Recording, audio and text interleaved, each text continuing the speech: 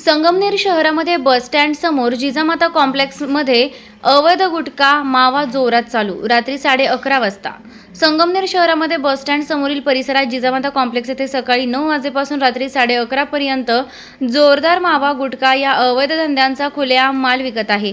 आता पोलीस प्रशासन गेली कुठे अशी चर्चा लोकांमध्ये होत आहे। रात्री 11:30 वाजता या पान दुकानांमध्ये खूप जास्त गर्दी या समोरच्या व्हिडिओमध्ये दिसत येत आहे। सर्व तरुण पिढी हा अवैध माल घेण्यासाठी येत असताना व्हिडिओमध्ये दिसत आहे। रात्री 11:30 वाजता पान दुकान चालू असून त्यामध्ये मावा गुटखा अवैध धंदे जोरात चालू असून दिसत असताना सुद्धा पोलिसांची पेट्रोलिंगची गाडी या पान दुकानासमोरून जात असताना सुद्धा पोलीस प्रशासनाची डोळ्यांवरील काळी पट्टी का निघत नाही। पोलिसांचा सुद्धा चांगलाच रात्री 11:30 नंतर मालाने खिसा गरम होत आहे असं वाटतं। म्हणून पोलीस प्रशासन सुद्धा रात्री 11:30 वाजता या अवैध मालाचं पान दुकानाला बंद करण्यास सांगत नाही असे सर्व नागरिकांचे सांगणे आहे। शेरनी न्यूज संगमनेर, संपादिका कृष्णा अजित कुमार सारडा।